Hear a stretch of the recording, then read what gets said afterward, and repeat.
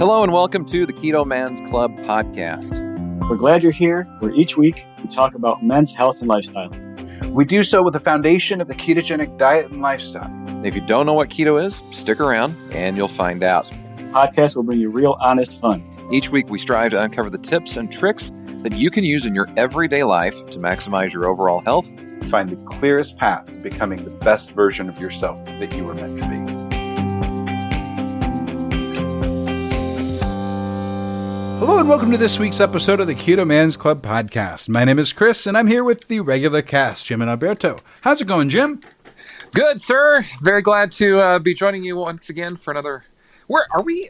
I mean, maybe I'm jumping the gun. Are we into year 2 now of the podcast? Yes. Goodness gracious. By quite a bit, actually. Let me go back. Okay, well, I guess I'm old. Well, no, it's all good. Been a little busy. You're allowed.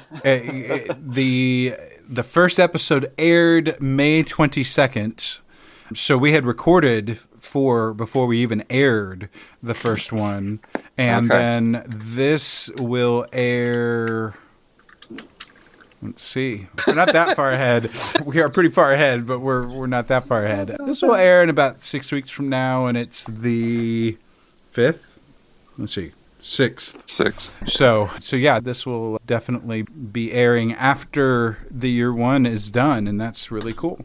Yes, so, yeah. It is. So yeah, we are now officially into year 2 upon this recording.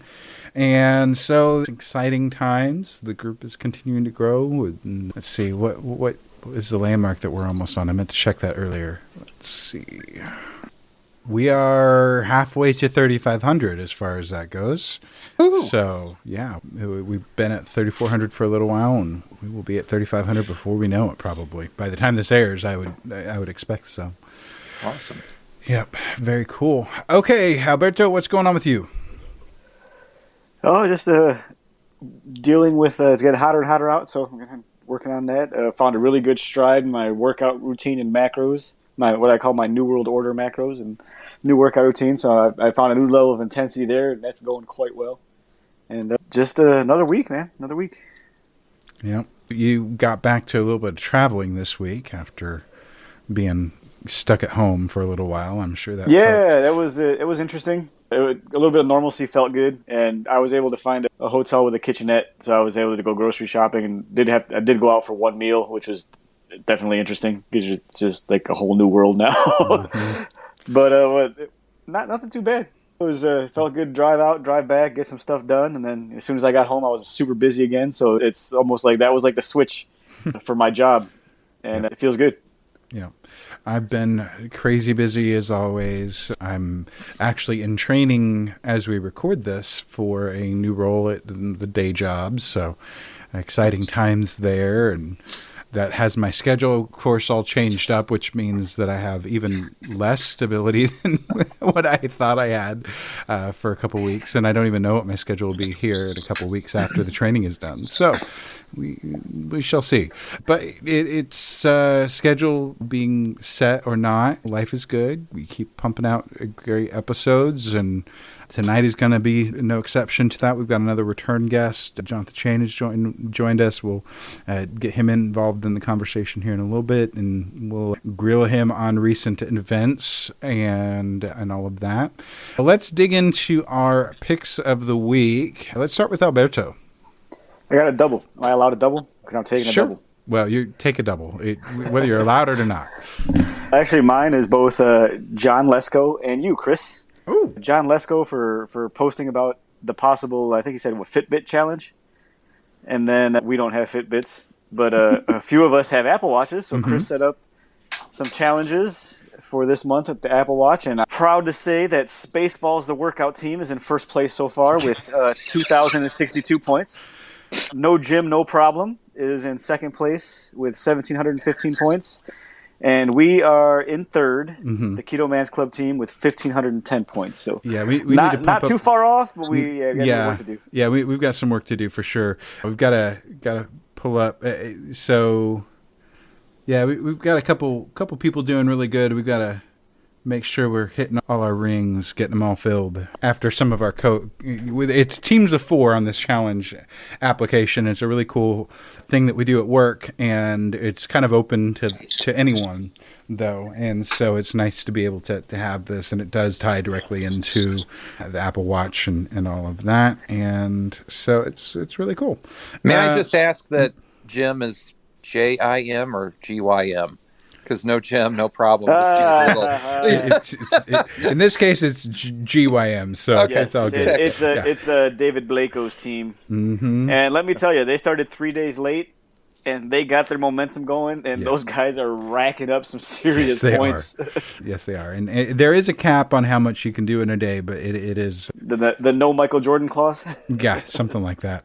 So it's only made better whenever everybody fills their rings. Then you get that extra bonus. Everybody gets that bonus, and then it's like compounding effort. So it's a really cool thing. It's called the Challenge app. By the time this airs, we will be in a new month. We will start a new challenge each month. And it's really easy for me to set it up, so it's no big deal. We can do new teams each month and things like that, so it shouldn't be a big issue there. And it's a great way to challenge each other. You can see each other's scores. You can both within each other's teams as well as your own, and be able to like spur each other on. And I think, Berto, I sent you a message at one point saying, "You're making us look bad, dude." It was day one was a busy day. It's tapered off a little since then. Yeah, it was like 10 o'clock in the morning. He had all of his activity, and like the only thing he had to do was continue to be upright for the majority of the rest of the day. It was nice, but yeah, we've got cool stuff going on in that app. So let's continue with our picks of the week. Jim, let's go on with you. Mine is a shout out for a towel. And the reason I say towel, you already know where I'm going with this? Yes. So we have our group TKMC beginners, new guys that are on the keto journey and everything, and we do a Transformation Tuesday post each Tuesday, encouraging guys to share where they've been, where they've come from, and where they are currently, or whatever the case may be. And we have a member in the TKMC beginners group, Mark P, who lives in Pennsylvania, that put a side-by-side photos up of himself. And he wrote that, going out on a limb here, I took these photos, never having the intention of showing them to anyone. Starting weight last August, 237, current weight, 182. Now, we take pride in the trust level that is in our groups and everything. So when I saw Mark's photos, I literally kind of thought the Facebook police are going to come after us, because Mark has done a side-by-side photo naked. And when I looked at the before photo, I'm like, oh my Lord, there is everything showing right here. What he has done is he has taken a side photo, no clothes on, with a towel strategically placed in front, but when you're seeing the thumbnail type image on your phone for the first time, you're like, oh, there's so many things wrong here right now that we need to.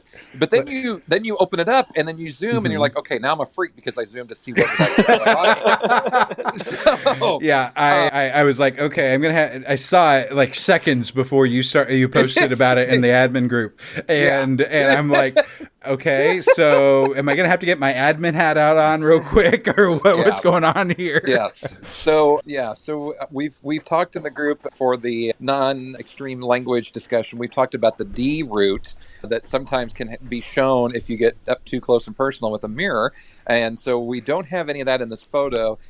Big shout out though to Mark. He's dropped like around 50 pounds or so. He's got a ring on in the before photo on his ring finger that he's had to move to his middle finger because he's lost so much weight in his hands and everything. Definitely a good job. But yes, my shout out is to the strategically placed towel that we are all grateful for today, Mark. So yes. Thank you. Yeah, that's it. That's hard to beat. I'm sorry, but man, it's all good. That towel's been in my dreams the last couple of days. Nightmares, maybe nightmares, if nothing else. So I am going to shout out a member of the main group, Kane Anderson. He posted a picture a few days ago, and he says 8 months, 130 pounds. this is the Wow. results so far. And just got a good couple face shots there, but he's looking good.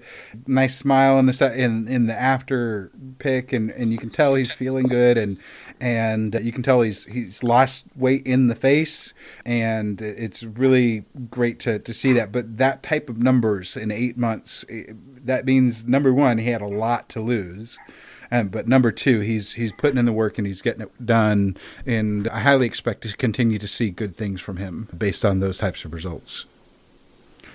Good deal. Yeah, absolutely. Well, we don't have much of a topic of the week as far as anything current events. We just released Yogi's episode, and we totally went off the rails on the topic of the week. So we'll not rehash any of that. Hopefully, by the time this airs, most of at least the United States will be returning to some sort of normalcy on a day-to-day basis. This means I will have been at the gym by now. Yes, you will have. Mm-hmm. And I will be very happy.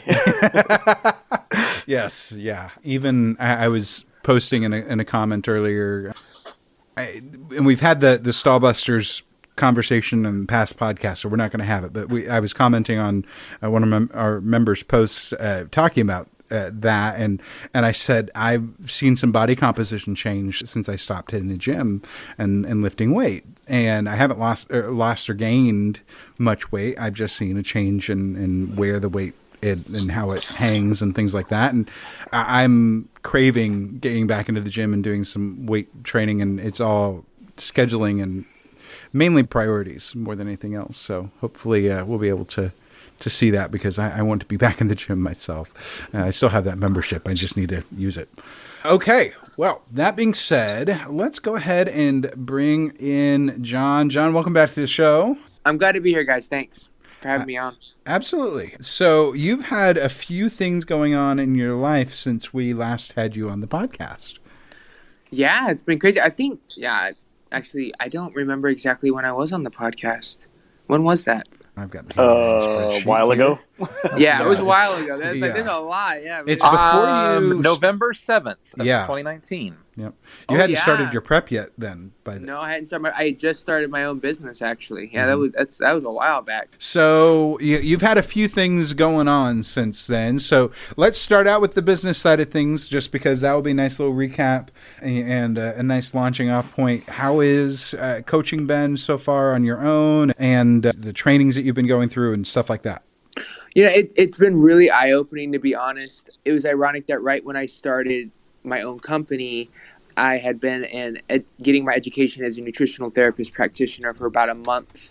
I'm now about to graduate in less than 30 days, and just so much has changed in my understanding of why our bodies respond so well to the ketogenic diet and low carb, down to the cellular level, how all that works and how it affects our endocrine systems and our immune systems. So being able to apply that to my clients and help them from more of a foundational overall health level, rather than just the scale weight, really fits my desires anyway. So that's been really eye-opening. And this bio-individuality and being able to branch out and go, okay, this person might do better on a higher protein keto diet. This person might do better with more vegetables because that's how they get their fats in. And if they don't have those fibers, then their livers without a gallbladder just can't keep up with bile production. And I'd rather them eat something grown from the ground than be stuck taking a pill every day before they eat. Mm-hmm. Being able to help them figure that out and optimize their keto journey has been really awesome to grow in and to help me grow as a coach. And yeah, it's just been awesome. Very cool. Very, very cool. Definitely something that is needed whenever you're going to be a coach, is that ability to customize and grow with your client base and be able to meet each one of their individual needs, whatever those might be. Yeah, 100%. The Corona thing has been interesting, dealing with clients, and it's been much more of a emotional job than a nutritional job, because it's getting on the phone with them and helping them try to understand that motivation is fleeting and they have to have this vision and they want to become better coming out of the other side of it, and dealing with the emotional side of dieting, because I feel like this situation has made the emotional side of dieting so much more aware and apparent for us, because a lot of us, when we get stressed out or frustrated with our diet, we go to work or we go to the gym, right? And we don't have any of those. And so when we're stuck in our house and we're still trying to lose weight, we're kind of faced with those demons, and we actually have to deal with them, which I think is hard, but I also think it's been really sobering and good for a lot of people, because when they squash them in this environment, they really squash them, or they really learn how to deal with them. And so getting back in the real world when things like normalize, I think they're going to have such greater success with their control of like their tendencies and like whether they fall off or not and stuff. So, yeah. So one of the other things that we talked about whenever we last spoke was homeopathic or more natural support-based options for testosterone and in helping your body produce more. Have you had any new discoveries since then, or what's that been like in the last 6 months or so? So no new discoveries, just reinforcement of what I learned to be true with the nootropics and those things working. I used them all during my prep.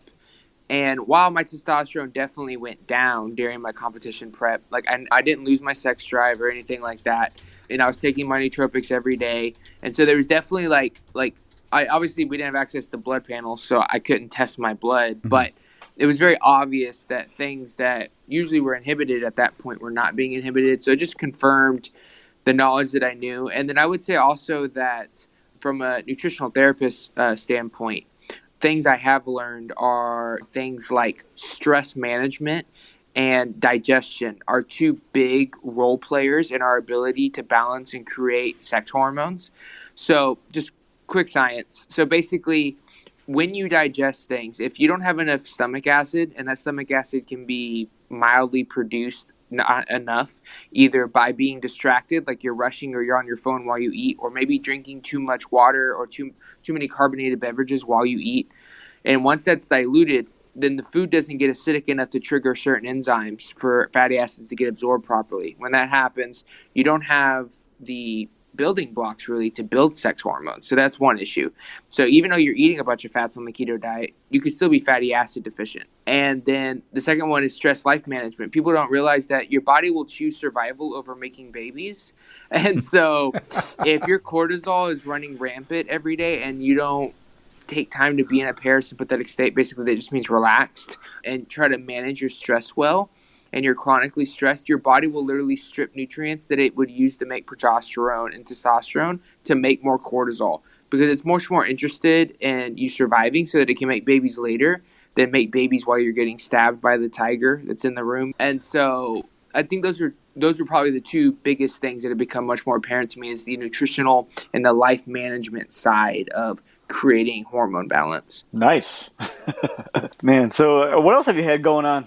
I heard you were doing a little bit of bodybuilding prep, maybe? Oh, yeah. So I went on this crazy eye-opening adventure of my second competition prep, and it did not go the way I expected it whatsoever, and it really it challenged me, and it changed me. It matured me in a lot of ways. We saw you at NACA, and obviously this was late last year sometime, so it was definitely before you started your prep.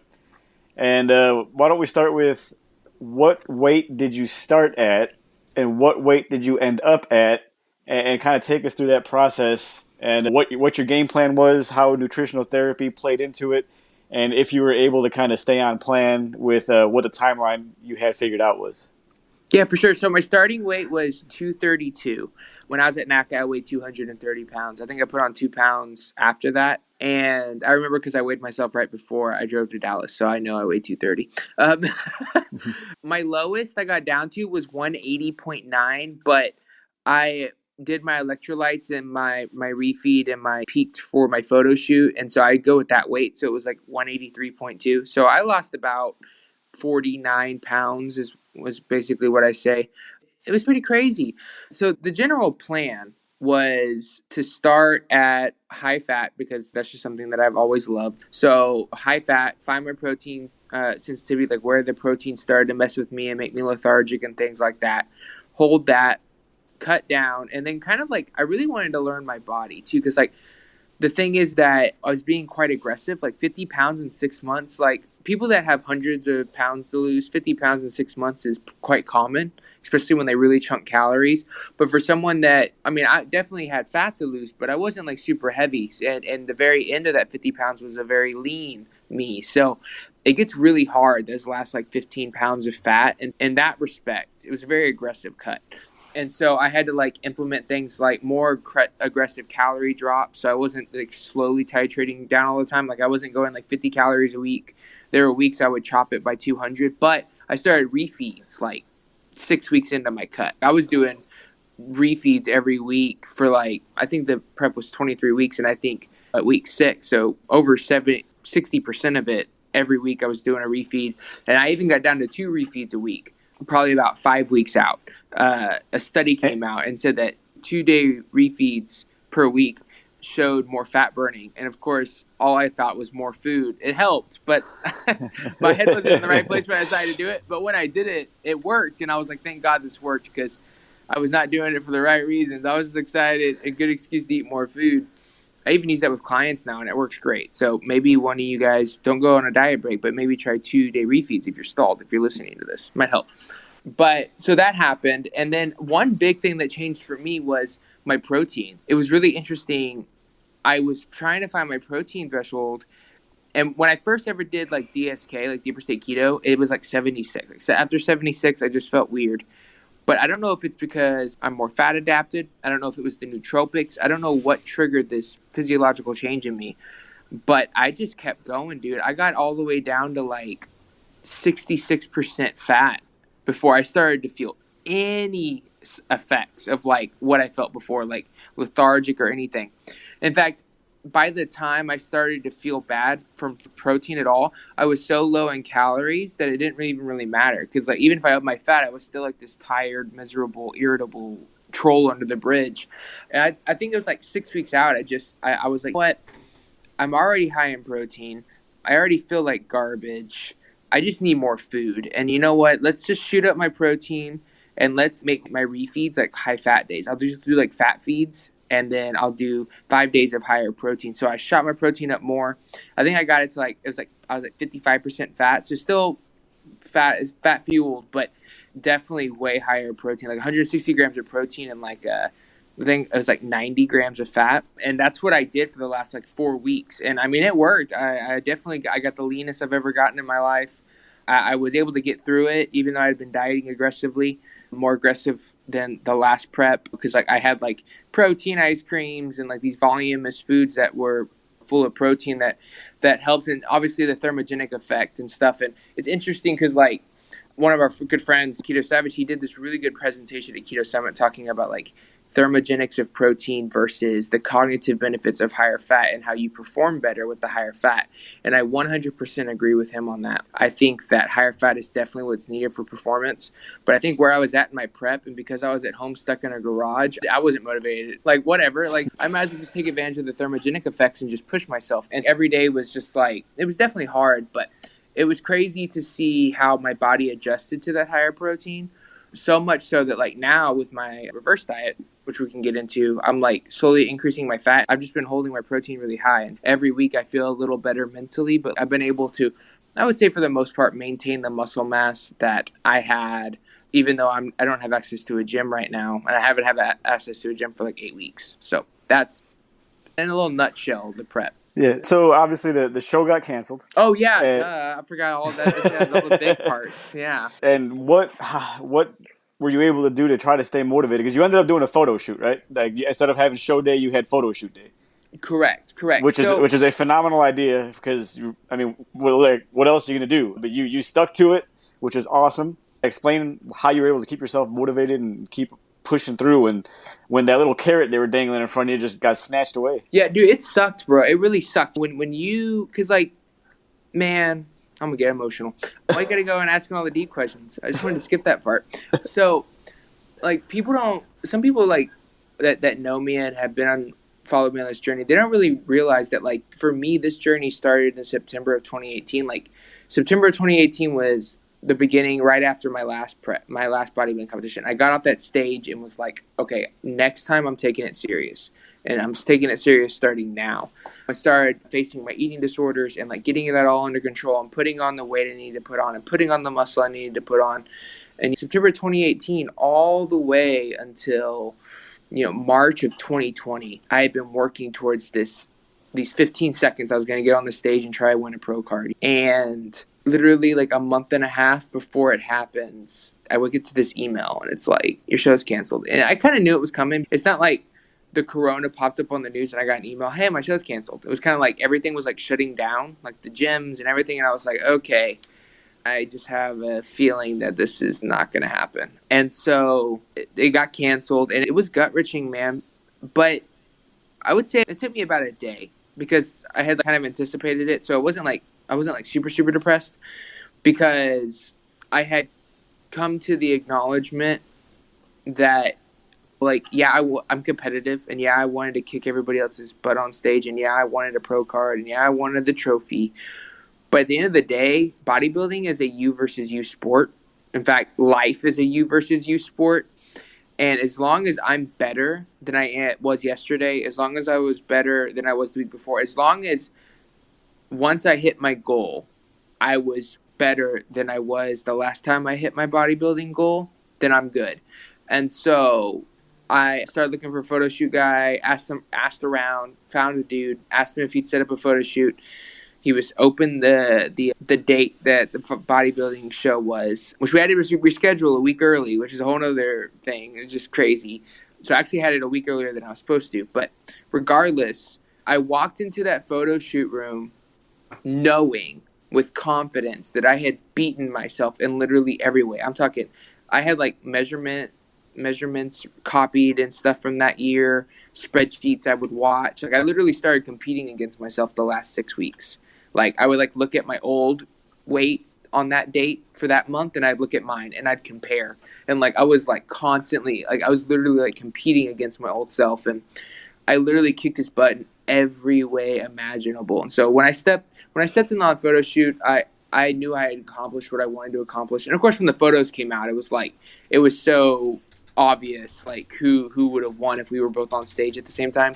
And when it comes to getting through this, because I think even though bodybuilding's hard, it's definitely an aggressive, serious, next level kind of thing, sport, especially when it comes to dieting. But something that I talked about a lot on my post when I was going through my prep was like our circumstance cannot change our resolve. I think so often we get so used to just going through the motions that we give our circumstances control of our choices. And we have to realize that the control is not in the circumstance. The control is how you respond to your circumstance. And like, so if you're listening to this and like you feel like everything's falling in around you, you might be right, but that doesn't mean you're still in control of how you respond. Are you going to put your arms up and try to keep the walls up the best you can until it all blows over, or are you going to let it fall on you and smash you? Like, you have the choice of how you handle your situation, no matter how bad or how good it is right now. And I think that really resonated with me. And that's where I talk like motivation kind of went out the window. Like as I was talking before we started, like I was doing bicep curls with a broomstick that would bend while I was like using resistance bands on the ends. Like I was deadlifting with a broomstick and resistance bands. I was doing jump squats and then I was walking 7 miles a day, like just doing crazy stuff. And it was literally like, I felt like a zombie. Like I was literally like going through the motions, but not in like a depressed way. I was going through the motions because like motivation wasn't a factor. I had a vision. I had a vision and I had a goal. And I was going to be damned if anything was going to get in the way of that goal. And I refused to let my circumstance change my resolve. And I think really that's what got me through it was that mindset, that level of focus. Because I think if I would have relied just on motivation, I would have quit when the show canceled, right? Because the photographer didn't say yes right away. I had to figure all that out. And so I think this is one of those times that motivation really shows us how fleeting it is and how it's an amazing starter sometimes. But if you don't have a deeper why or a deeper resolve within yourself, it's really hard to rely on motivation to get to where you want to be. I want to go back to something you were talking about a little bit ago about your proteins and your macros and things like that. Because we talked at the beginning about the Keto Man's Club beginners group, and we've got guys that are new to this and everything. And a lot of what you've talked about in the last little bit is definitely the higher level type stuff. So when somebody is wanting to do this and wanting to get into keto and all they think is, I get to eat bacon and eggs and have a big old time. No, there's obviously a lot more to it. How does somebody dial into what their macros should be before you get into the stomach acid stuff and all of those kinds of things. Where do you point them to start figuring out where they need to begin? It's a good question. So there's a lot of really good macro calculators. I think we all know this, like Keto Savage, things like that. There's a bunch of them out there.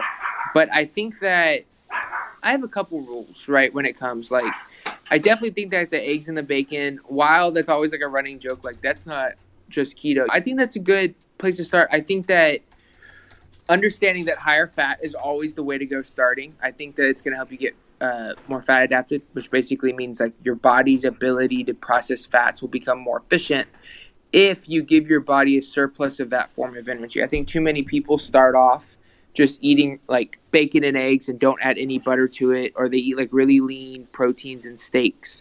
They like fill themselves up and they're told that fat's a lever. And what happens is their body will get fat adapted, but it takes longer because it's having to go to storage to use the primary fuel source you're trying to force it to use. Whereas if you start with higher fat, your body's going to have it's like a dripping water hose that your body has to like wait for like it to get through, and it's like or like cannonballing into a pool. It's like there's so much. Let's get really good at using this. And so one of the very first things I would tell them is don't be scared of fats. Like add fats to your food. Count total carbs. Just trust me on this. Be in control of what you're eating. Track total carbs. So I would definitely start in like the upper 75 to 80% fat. Track total carbs. Do less than 30 grams total carbs. And then fill in the rest with protein. And when it comes to calories, to like figure all that out, I have a general rule of like, so basically times your weight by 10 and then multiply it by anywhere from 1.0 to 1.9, 1.0 being you're a couch potato, and 1.9 you train for Ironmans.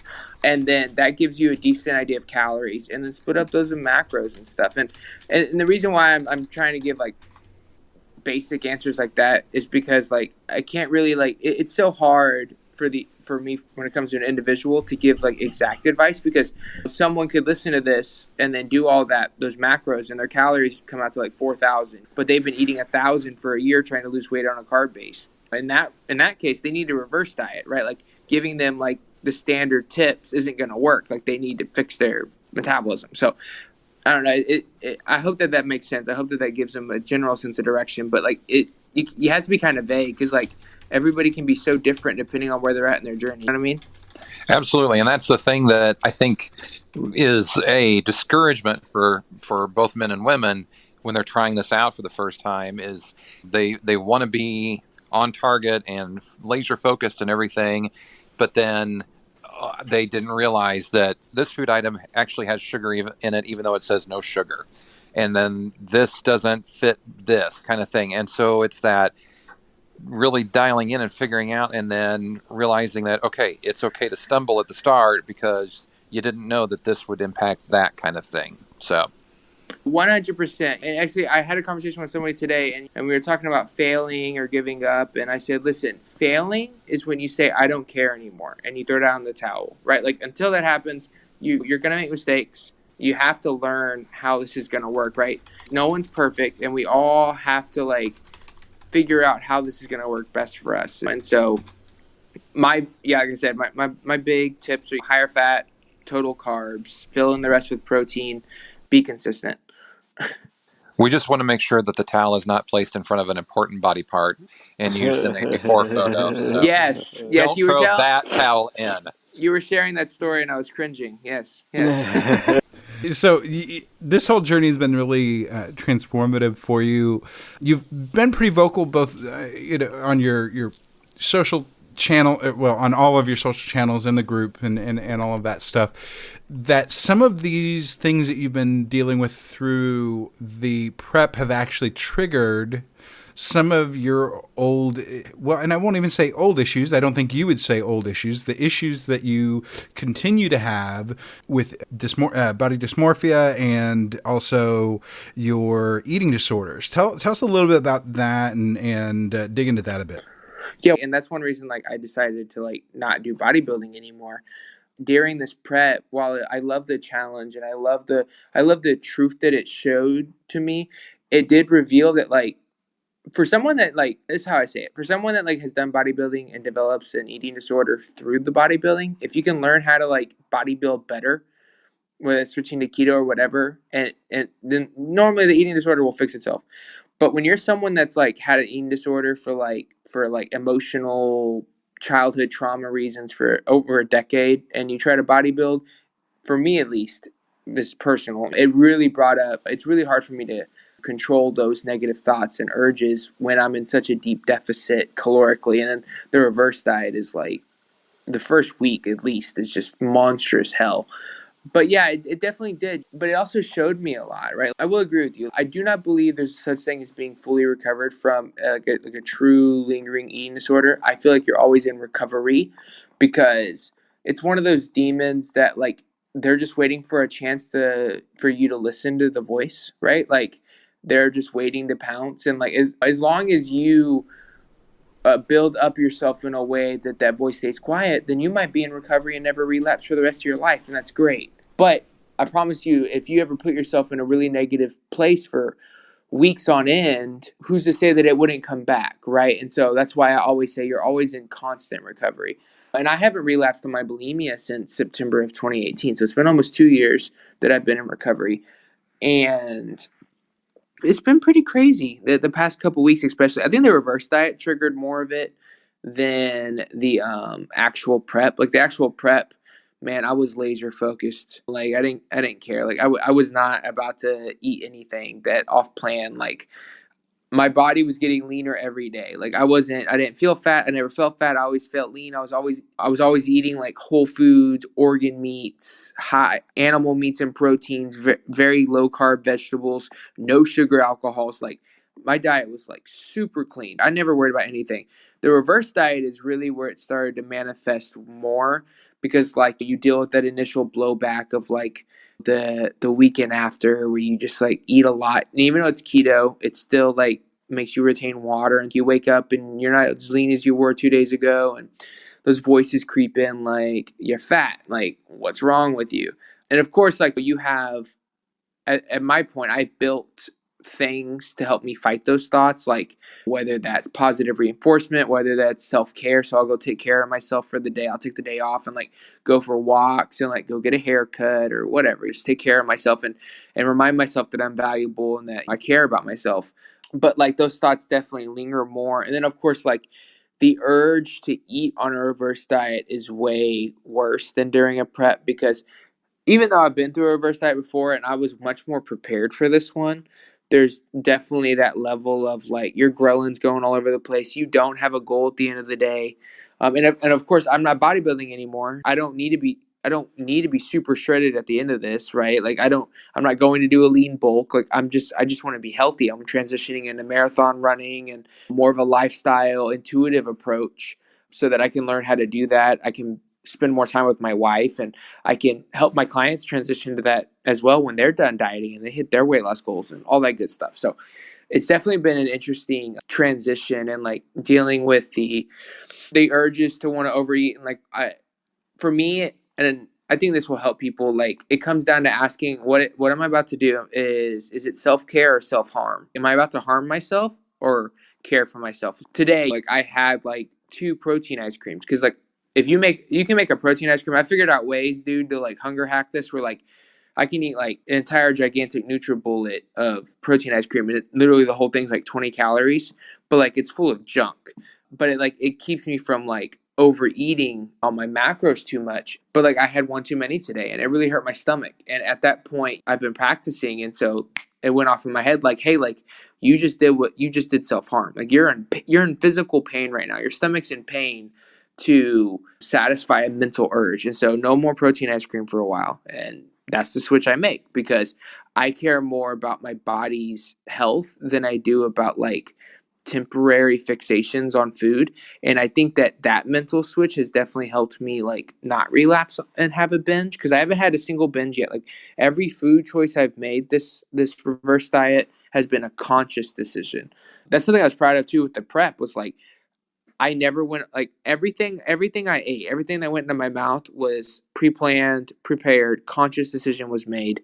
And like during my reverse diet, like everything I've eaten, I'm going to choose to eat this, and I'm willing, and if it is over macros, I'm willing to deal with the consequences of that, right? And I'm okay with putting on a little bit of healthy weight. That's something I posted about today. What is health? Like, what is fit? What is people actually stop to ask these questions? Like, is fit really having abs? Like, I know a lot of us like to have them, but like, do you really need abs to be fit and healthy and be happy with your life? Like, what does it even mean? Just asking questions like that and wrestling with those things, I think, has really helped me develop much more of a self-awareness at this point in my life than I've ever had. So we got to go back to one small point that you glossed over when you were talking there, and that was running marathons.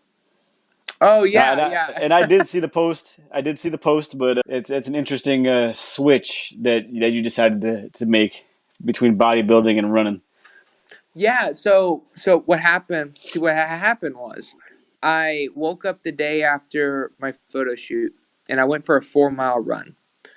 And when I got back to the house, I felt so good. Like I felt like I just loved the whole run.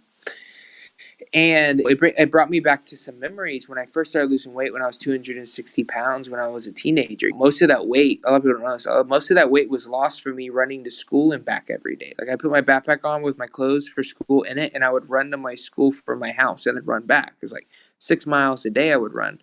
And so I fell in love with running. I ran a lot when I first got married. And I just stopped doing it because of bodybuilding. Because like at first, when you first start bodybuilding, it's like, oh, cardio is going to kill your gains if you jog too long. I just stopped running. And I don't know, I just like something in my head clicked because I'm a fitness nut. I'm a meathead. And y'all know this because y'all all work out. Once you fall in love with fitness and you fall in love with the process of challenge and body change and body growth, like you're addicted to it. Like you have to find some way to get it done. And so I was thinking after that beautiful run, okay, because I need a fitness goal anyways, right? What can I do that doesn't make me, I don't need to track every gram. I just need to eat enough. I need to make sure I'm eating keto, I'm eating healthy, right? And it's something that it's a training that I can maintain. And I was like, I love running. Oh, dude, I could run marathons. And so I messaged one of my friends, Frida. She's a good friend of mine, and she does endurance training. And we talked, and she said, "Yeah, you'd be good for it. You've got the mental toughness. You've been fat adapted for many, many years. You like to run, and so let's do it." And so I decided, and of course, I have to go balls to the walls because that's just the kind of man I am. And so I said, I'm going to go for Boston. So I'm shooting for 2022. I want to be running in the Boston Marathon that year. Hopefully, I have to get way faster, but yeah. You don't have to get fast. Oh, I guess you actually have to qualify for it. So yeah, you actually do have to get faster. I have to get much faster. Yeah, I'm not even close. Like, and that's cool too. Like, it's gonna be interesting because like my strength training is gonna change. I told her 2 rules. One, I'm never gonna do a carb up because I just don't believe in them. 2, I have to be able to do deadlifts and back squat once a week so that I can just feel that level of weight and stress on my body, so I don't feel like a total loser. But other than that, like my strength training and like I'm gonna get up to like 8 or 9 miles of running a day. And those are during the week. I have like a longer run during the weekends. Like my whole physique's going to change. It's going to be really exciting. I'm really excited for this new challenge. It's going to be cool to see how my body changes, how my mentality changes. It'd be fun.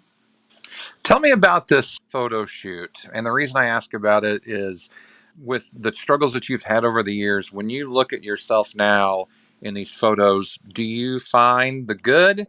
Do you nitpick yourself? What do you see when those pictures come up for the first time? Man, you want me to be honest with you? As No, narcissistic I'd as rather you lie. okay, as narcissistic as this is gonna sound, dude, I love myself.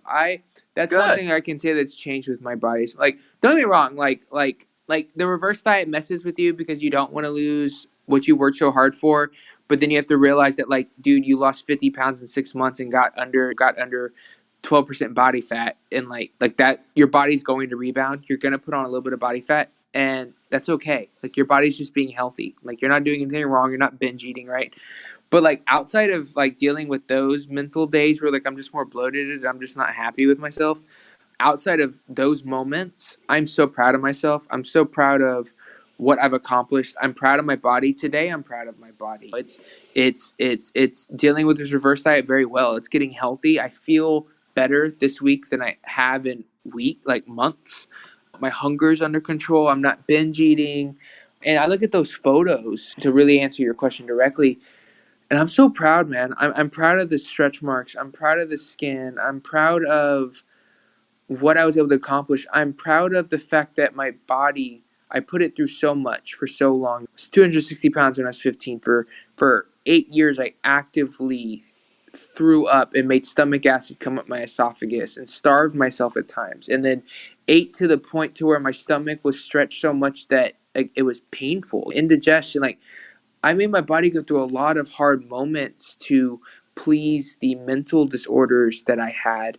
And to see that it's been able to fight for me and that it was able to accomplish what I wanted it to accomplish, and being able to visualize that and see that in photos, it makes me so happy. And it's funny because about 3 weeks before the photo shoot, I had really gotten to a point where I was leaner than I'd ever been in my life.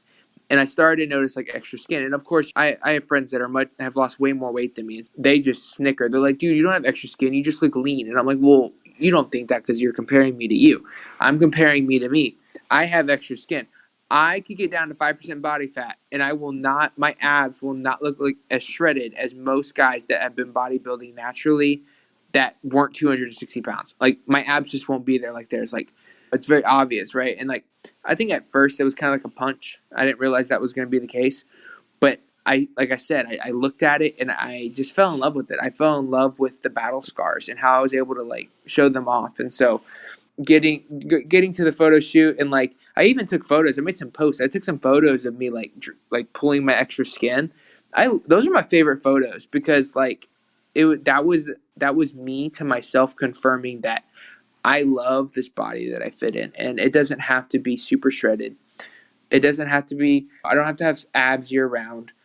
My body just has to do what I want to do and feel good. And I want to love it and I want it to love me. And as long as that's going on, I'm confident and I'm happy. And that really changed the way I look at a lot of things. Speaking of how much this prep changed me, that's where I want my brand to go, my business. Yeah, I want to help people lose weight, but I want people to be healthy, not super shredded, not not a particular weight goal, but I want them to be able to do what they want to do and do what they love and love themselves and their body love them and be healthy, because that's the place I've found, and it is such a tranquil place to be. Good answer. Well, thank you. So you've come through a lot on this, and it's taught you a lot about yourself. Would you, and you may have kind of hinted on this a little bit, but would you recommend a bodybuilding competition to other people, or what would it take to be willing to say, no, this is a good fit for you where you are? Talk us through some of your logic on that type of thing. That's a great question. So I definitely think that it's a mental challenge, and it's something that's going to push you past just motivation. At some point, it's going to happen. Motivation is going to go out the window, whether it's the last week or life happens, right? If you really want to challenge yourself and you want to see if you've got the grit, I think everybody should try it. I don't care if you are trying to lose 300 pounds and you might have extra skin when you get on stage. If you have the inkling of wanting to try it, you should totally try it. I think a couple things that would, from a health perspective, mental health perspective, if you have binge tendencies, then I wouldn't do it, because then most people tend to binge throughout the prep, and then they don't get what they want, and then it's just a nasty event, nasty environment, and it just scars them. Really, I've seen it. I would definitely make sure that you're in a place that you're in control of your food, that you have a decent relationship with your food. Because while my first prep motivated me to start my second prep, my first prep wasn't that good. I binged a couple times during it, and then my reverse diet was terrible. Obviously, I relapsed on my bulimia and stuff. And so I definitely think that there's a certain mental place you need to be if you want to start a competition prep. Hormonally, from a hormonal perspective, I definitely think your hormones should be in check. I think that if you have low testosterone and you're not on TRT, or you're not doing something and it's not getting higher, then you do not want to do a bodybuilding prep. Not just because you probably won't get to the leanness you want to get to, because your hormones will tank faster than they'll allow you to burn body fat, but also everything else will quit working. Like everything, like your motivation, the ego that you need, like not in a negative way, but like ego as in terms of like, hey, I got this, I can do this. All that will just go out the window really early in the prep. So I definitely think that hormone health and I think that food relationship both have to be in a good place to start a prep. But I think if those two things are good, I don't see why you shouldn't at least try it once. Would you coach someone if they asked you to coach them to do a bodybuilding prep? 100%. I'm coaching somebody right now. Yeah, I would do it. Oh, fantastic. Yeah, I'm not. Why? What's up? No, nothing at all. Like, I was just saying, because you were talking about how you were building your brand and you're developing overall health, and so I was like, now that'd be interesting if someone approached you and said, well, I want to do what you did since you have the experience.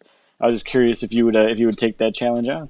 Yeah, I would because like the mental health of a bodybuilder matters to me a lot. Like mental health of the general population matters to me very much so.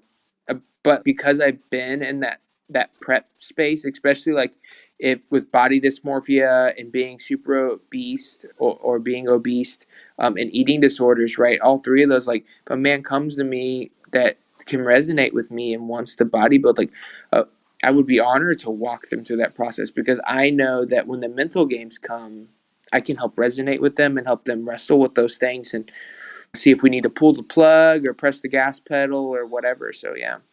Yeah, I think you would bring a very unique perspective that wouldn't be able to be offered by many other coaches. Oh, I appreciate that. It's the nicest thing you've ever said to me. I might cry. Yeah. I need a towel. Timestamp it. I don't think you want that towel. So other than running a really, really long race in a city on the other side of the country, what else is in the plans for Jonathan Shane?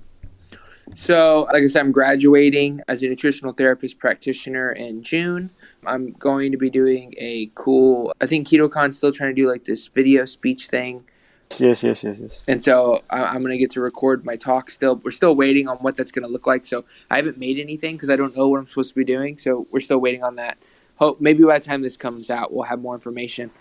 And then I know that once the lockdown's over, I plan on pushing. I'm doing some like missionary / nutrition work in the Philippines, helping them like develop overall health and like God's sight, because God cares about their bodies, their vessels, they're made in His image. We should care for them. And then like I use my nutritional therapy education to kind of like help promote that and educate them. So hopefully towards the latter part of the year, I want to be able to take my first trip over there to have my first seminar that was scheduled for July, but that's not going to happen because of the COVID thing. Yeah, those are really the big things that are going on right now. That, and I'm going to be running a really long race on the other side of the world. Very cool. That missions thing is you've been over there once before. The pictures were amazing. Yeah. So I would say in the past 2 years, two really big like pinnacle events in my life were this past competition prep and then that mission trip. Both of those really altered the way I view myself, the way I view the world. 100%. It was crazy. Yeah, very cool. Well, you're going to make a huge impact on those people in that locale, and those types of things have, especially in countries like the Philippines, you may only touch a couple hundred lives directly, but that stuff gets spread around in those small communities so quickly that it will absolutely be life-changing in that country, I believe. So that's really, really cool. Yeah, man. Very cool. Okay, well, we have at least been talking for an hour at this point, so let's go ahead and get your contact information. How can people connect with you, with your coaching business, social, and all that? Yeah, my website is theketoroad.com. Go on there if you just want some basic keto advice, you want to get coaching. I got a newsletter that's free, Tip Tuesday.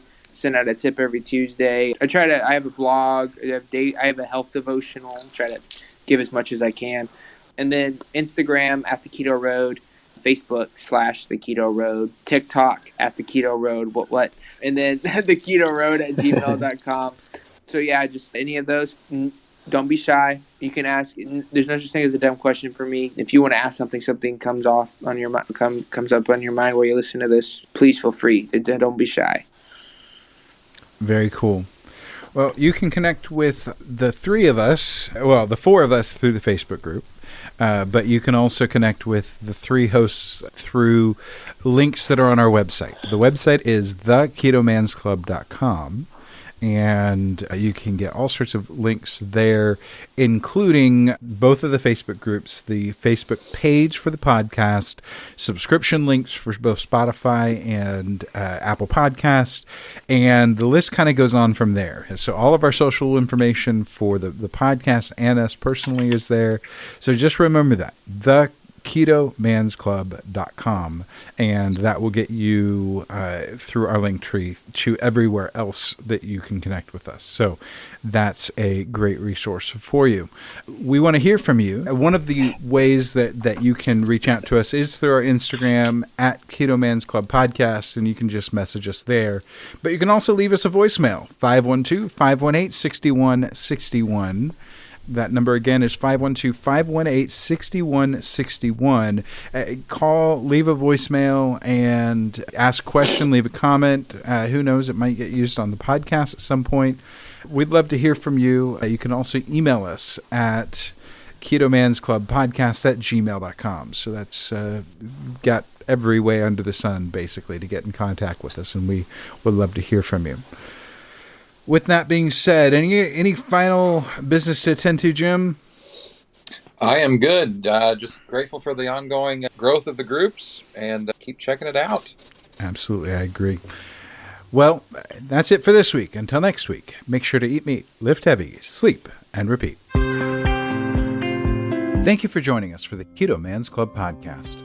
Your support means the world to us. Don't forget to subscribe so you don't miss a single episode.